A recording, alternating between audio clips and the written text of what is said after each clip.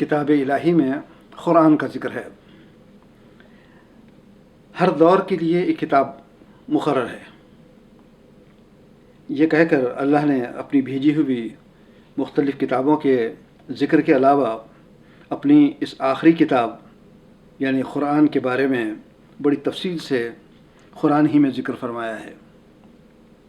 چونکہ سب سے پہلے یہ واضح کرنا ضروری تھا کہ اس کتاب کا نازل کرنے والا اور نبی اکرم کو اس کی تعلیم دینے والا کون ہے، اس لیے ہم دیکھتے ہیں کہ انداز بدل بدل کر اسی ایک مضمون کو کچھ اس طرح پیش کیا جاتا ہے کہ اس کے ساتھ اور بھی دوسری حقیقتیں واضح ہوتی جاتی ہیں۔ مثلا رحمان نے قرآن کی تعلیم دی۔ اس کتاب کی تنزیل بلا شبہ رب العالمین کی طرف سے ہے۔ اس کتاب کا نزول اللہ عزیز الحکیم کی طرف سے ہے۔ یہ کتاب ہم نے تمہاری طرف برحق نازل کی، لہذا اللہ ہی کی خالص بندگی کرو۔ رحمان اور رحیم کی طرف سے نازل کردہ ایسی کتاب ہے جس کی آیات خوب کھول کھول کر بیان کی گئی ہے۔ ہم نے یہ کتاب تم پر نازل کی ہے جو ہر چیز کی صاف صاف وضاحت کرنے والی ہے اور مسلمین کے لیے ہدایت و رحمت اور بشارت ہے۔ ہم نے ہی تم پر قرآن نازل کیا ہے۔ ہم نے ہی تم پر قرآن نازل کیا ہے۔ بڑی برکت والی کتاب ہم نے تمہاری طرف نازل کی ہے تاکہ لوگ اس کی آیات پر غور کریں اور عقل و فکر رکھنے والے اس سے سبق لیں۔ رسول اکرم سے پھر ایک مرتبہ خطاب ہوتا ہے کہ بلا شبہ تم یہ قرآن ایک علیم و حکیم ہستی کی طرف سے پا رہے ہو، ایک حکیم اور علیم ہستی کی طرف سے پا رہے ہو۔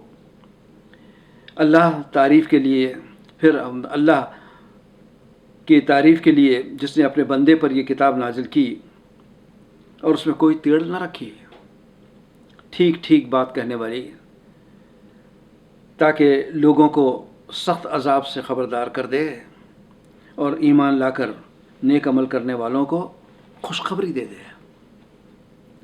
یہ برکت والی کتاب ہم نے نازل کی ہے، پس تم اسی کی پیروی کرو اور تقویٰ کی روش اختیار کرو۔ یہ کتاب جس کی آیتیں پختہ اور مفصل ارشاد ہوئی ہیں، ایک دانا اور باخبر ہستی کی طرف سے ہے۔ یہ مبارک کتاب ہم نے نازل کی ہے اس چیز کی تصدیق کرتی ہے جو اس سے پہلے آئی تھی، اور اس لیے نازل کی گئی ہے کہ تم مکہ اور اس کے اطراف کے لوگوں کو خبردار کر دو۔ اور یہ وہ کتاب ہے جس میں کوئی شک نہیں کہ متقین کے لیے ہدایت ہے، متقین کے لیے ہدایت ہے۔ اسے ہم نے آسان کر کے تمہاری زبان میں نازل کیا ہے کہ تم متقیوں کو خوشخبری دے دو اور ضدی لوگوں کو خبردار کر دو۔ نہایت متبرک ہے وہ جس نے یہ فرقان اپنے بندے پر نازل کیا تاکہ تمام عالمین کے لیے خبردار کر دینے والا ہو۔ ہم دیکھتے ہیں کہ ان آیات میں سے ہر ایک میں اس بات پر زور دیا گیا ہے کہ یہ کتاب اللہ ہی نے نازل فرمائی ہے۔ اس بات کو اتنی بار دہرانے کی وجہ شاید یہ ہو کہ اس زمانے میں لوگوں میں سب سے زیادہ شبہ اسی بات پر ہو کہ یہ کتاب کس نے بھیجی ہے۔ ان لوگوں کے دلوں میں جو شک و شبہ پیدا ہوا اس کا ذکر قرآن یوں کرتا ہے، کیا یہ کہتے ہیں کہ یہ کتاب خود آپ نے گھڑ لی ہے؟ کہو کہ اس جیسی 10 صورتیں تم بنا لاؤ اور اللہ کے سوا جس کو چاہو مدد کے لیے بلا لو، اگر تم سچے ہو۔ اور اگر تم شک کرتے ہو کہ یہ کتاب جو ہم نے اپنے بندے پر اتاری ہے ہماری ہے یا نہیں، تو اس کے مانند ایک ہی صورت بنا لاؤ اور اپنے سارے ہم نواؤں کو بلا لو۔ اور ایک اللہ کو چھوڑ کر باقی جس جس کی چاہو مدد لے لو۔ مزید تفصیل یہ ہے کہ اس کتاب کی تنزیل بلا شبہ رب العالمین کی طرف سے ہے۔ لوگ یہ کہتے ہیں کہ اس شخص نے اسے خود گھڑ لیا ہے، نہیں، بلکہ یہ حق ہے تیرے رب کی طرف سے، تاکہ تو خبردار کر دے ایسی قوم کو جس کے پاس تجھ سے پہلے کوئی خبردار کرنے والا نہیں آیا۔ یہ قرآن وہ چیز نہیں ہے جو اللہ کی وحی و تعلیم کے بغیر تصنیف کر لیا جائے، بلکہ یہ تو جو کچھ پہلے آ چکا ہے اس کی تصدیق اور الکتاب کی تفصیل ہے۔ اس میں شک نہیں کہ رب العالمین کی طرف سے ہے۔ کیا یہ لوگ کہتے ہیں کہ رسول نے اسے خود تصنیف کر لیا ہے؟ کہو کہ اگر تم سچے ہو تو ایک صورت اس جیسی لکھ لاؤ اور ایک خدا کو چھوڑ کر جس جس کو چاہے بلا لو، مدد کے لیے بلا لو۔ آخری بات یہ کہ کیا یہ کہتے ہیں کہ اس شخص نے یہ قرآن خود گھڑ لیا ہے؟ اصل بات یہ ہے کہ یہ ایمان نہیں لانا چاہتے، اور جن لوگوں نے کفر کیا ہے وہ کہتے ہیں کہ یہ فرقان ایک من گھڑت چیز ہے جسے اس شخص نے خود گھڑ لیا ہے اور کچھ دوسرے لوگوں نے اس کام میں اس کی مدد کی ہے۔ کیا یہ کہتے ہیں کہ اسے رسول نے خود گھڑ لیا ہے؟ ان سے کہو کہ اگر میں نے اسے خود گھڑ لیا ہے تو تم مجھے خدا کی پکڑ سے کچھ بھی نہ بچا سکو گے۔ جو باتیں تم بناتے ہو اللہ ان کو خوب جانتا ہے۔ ان تمام شکوک و شبہات کے ازالے کے لیے یہ قطعی حکم سناتا ہے کہ کہہ دو کہ اگر انسان اور جن سب کے سب مل کر بھی اس قرآن جیسی کوئی چیز لانے کی کوشش کریں تو نہ لا سکیں، چاہے وہ سب ایک دوسرے کے مددگار ہی کیوں نہ ہو۔ اب نزول قرآن کے بارے میں فرماتا ہے کہ اب دیکھنا یہ ہے کہ قرآن کو نازل کیسے کیا گیا۔ اللہ فرماتا ہے کہ قسم ہے کتاب مبین کی کہ ہم نے اسے ایک بڑی بابرکت رات میں نازل کیا ہے، بابرکت رات میں نازل کیا ہے، اور اس رات کی مزید وضاحت کہ بے شک اسے لیلۃ القدر میں نازل کیا ہے، اور یہ لیلۃ القدر 1000 مہینوں سے زیادہ افضل ہے۔ قدر کی یہ رات جس مہینے میں آئی ہے اس کی وضاحت ہوتی ہے کہ رمضان وہ مہینہ ہے جس میں قرآن نازل کیا گیا، جو انسانوں کے لیے ہدایت ہے، راہ راست دکھانے والی اور حق و باطل کا فرق واضح کرنے والی کتاب۔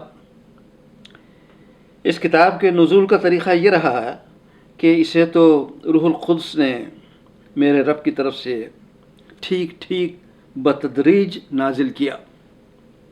تیرے دل پر امانت دار روح اسے لے کر اتری ہے۔ جبریل نے اللہ کے اذن سے یہ قرآن تمہارے قلب پر نازل کیا ہے۔ ایک اور خصوصیت ملاحظہ فرمائیے، کہتا ہے کہ اس کو شیاطین لے کر نہیں اترے، اور نہ یہ کام ان کو سچتا ہے، اور نہ اس میں ان کی استطاعت ہے، وہ تو اس کی سماعت تک سے دور رکھے گئے ہیں۔ پھر ان شیاطین کے بارے میں مومنوں کو آگاہی دی جاتی ہے کہ کیا میں تمہیں بتاؤں کہ شیاطین کن پر اترا کرتے ہیں؟ وہ ہر جھوٹے اور بدکار پر اترا کرتے ہیں، سنی سنائی باتیں کانوں میں پھونکتے ہیں، اور ان میں سے اکثر جھوٹے ہوتے ہیں۔ قرآن کی تنزیل کے بارے میں پھر کچھ سوالات اٹھے جن کا جواب یوں دیا جاتا ہے۔ منکرین کہتے ہیں کہ اس شخص پر سارا قرآن ایک ہی وقت میں کیوں نہ اتارا گیا؟ ایسا اس لیے کیا گیا کہ اس کو اچھی طرح تمہارے دل پر ثبت کریں، اور اس قرآن کو ہم نے تھوڑا تھوڑا کر کے نازل کیا ہے تاکہ تم اسے ٹھہر ٹھہر کر لوگوں کو سناؤ، اور ہم نے اسے بتدریج نازل کیا ہے۔ اس کتاب کو وحی کے ذریعے نازل کیے جانے کی تفصیل بتانے پر بھی لوگ شبہ میں رہے ہوں گے۔ چنانچہ مزید وضاحت کے لیے نبی سے کہا گیا کہ یہ اللہ کی آیات ہیں جو ہم تمہیں ٹھیک ٹھیک سنا رہے ہیں، اور اللہ گواہی دیتا ہے کہ جو کچھ اس نے تم پر نازل کیا ہے اپنے علم سے نازل کیا ہے، اور اس پر ملائکہ بھی گواہ ہیں، اگرچہ اللہ کا گواہ ہونا کافی ہے۔ اپنے رسول سے کہتا ہے کہ ان سے پوچھو کہ کس کی گواہی سب سے بڑھ کر ہے؟ کہو میرے اور تمہارے درمیان اللہ گواہ ہے، اللہ گواہ ہے، اور یہ قرآن میری طرف بذریعہ وحی بھیجا گیا ہے تاکہ تمہیں اور جس جس کو یہ پہنچے سب کو خبردار کر دوں۔ اس سلسلے میں ایک دوسرا انداز بیان ملاحظہ فرمائیے۔ کہتا ہے کہ کیا ان لوگوں کے لیے یہ نشانی کافی نہیں ہے کہ ہم نے تم پر کتاب نازل کی جو انہیں پڑھ کر سنائی جاتی ہے؟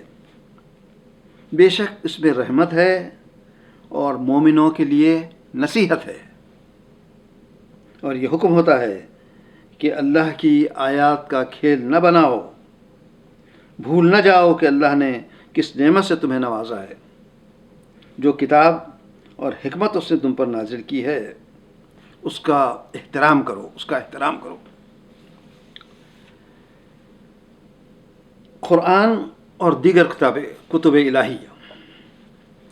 اپنی اس کتاب یعنی قرآن کا تعلق پچھلی کتابوں سے یوں ظاہر فرماتا ہے کہ اے نبی، اس نے تم پر یہ کتاب نازل کی ہے جو حق لے کر آئی ہے، اور ان کتابوں کی تصدیق کر رہی ہے جو پہلے سے آئی ہوئی تھی۔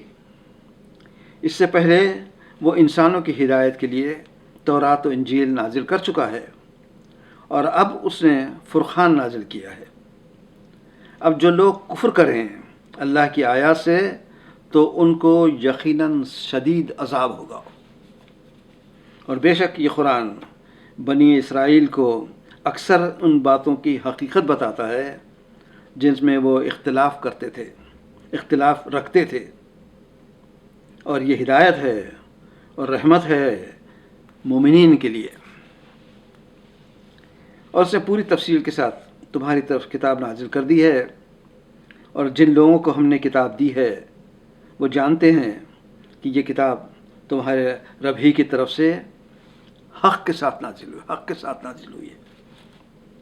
اور اگر تجھے اس ہدایت کی طرف سے کچھ بھی شک ہو تو ان لوگوں سے پوچھ لے جو پہلے سے کتاب پڑھ رہے ہیں، لہذا تو شک کرنے والوں میں شامل نہ ہو جنہوں نے اللہ کی آیات کو جھٹلایا۔